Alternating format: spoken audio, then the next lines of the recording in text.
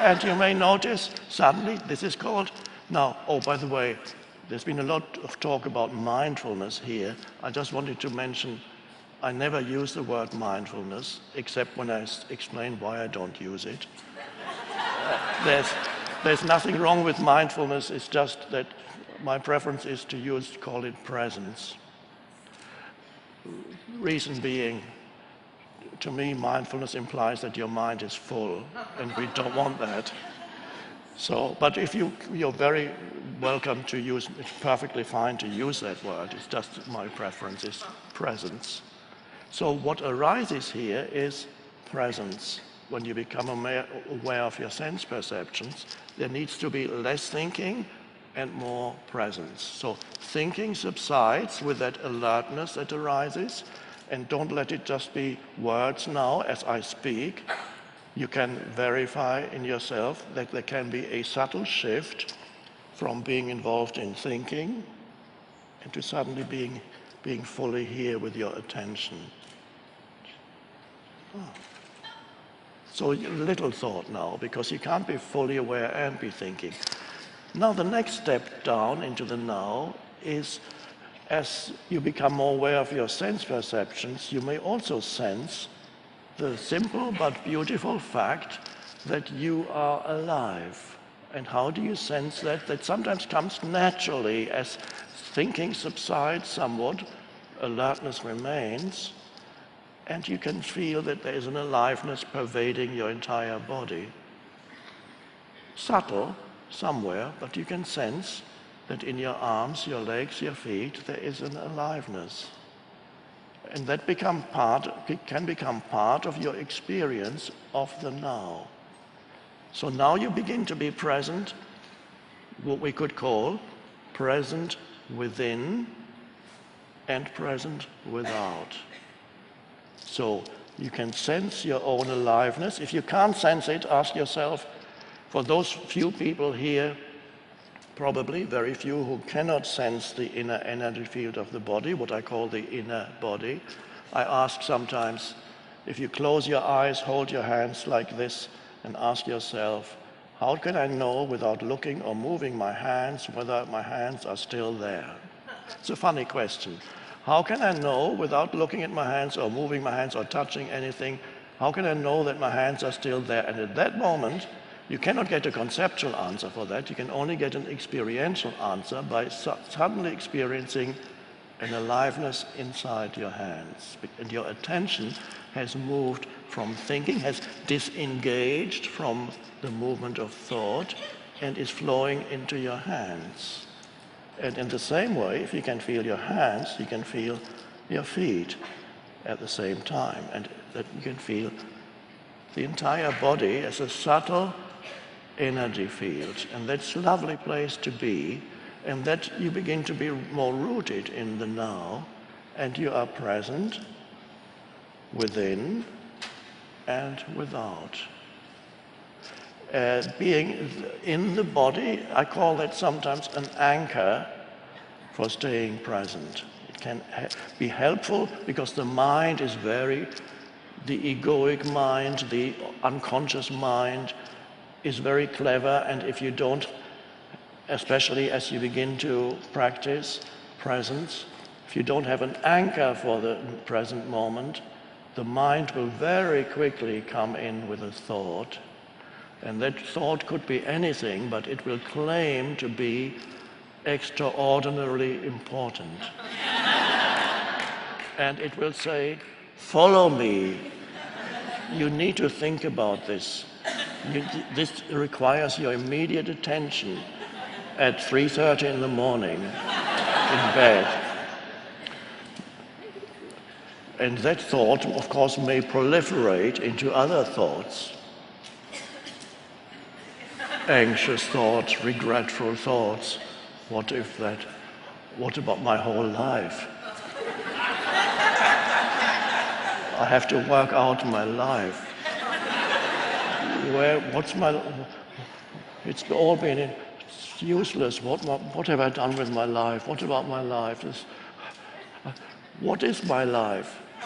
It's a mental construct that you call my life, and you miss the actual life in the present moment.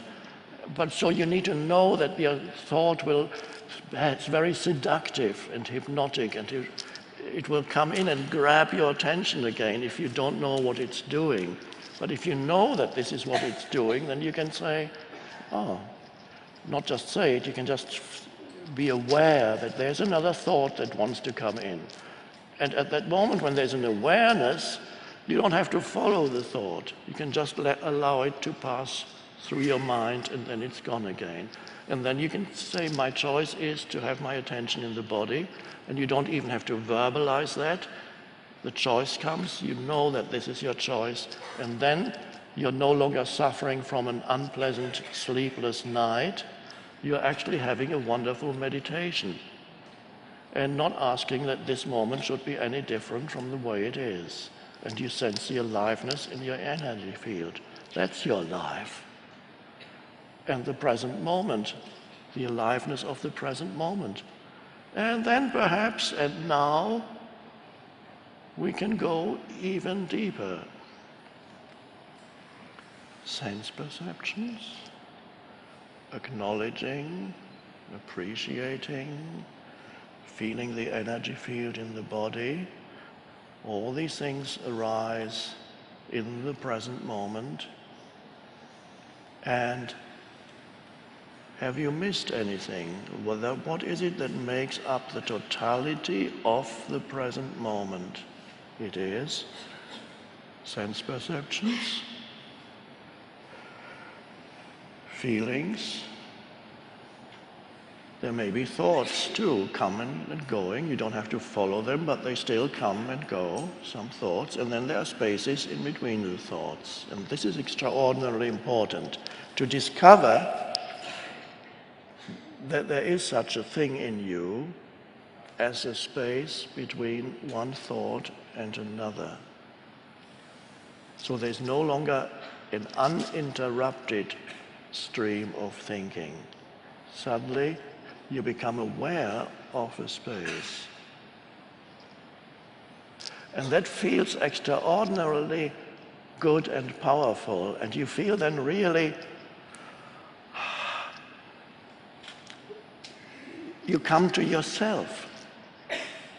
Not the self that has a story, not the self, the sense of self that is identified with your history, your personal history, but something that transcends your personal history, something that transcends also whatever arises in your sense perceptions. What is it, and the deepest level of now, and actually the essence of now, is this? What is it that enables you to be aware of your sense perceptions? What is it that enables you to have a thought? What is it that enables you to feel your body?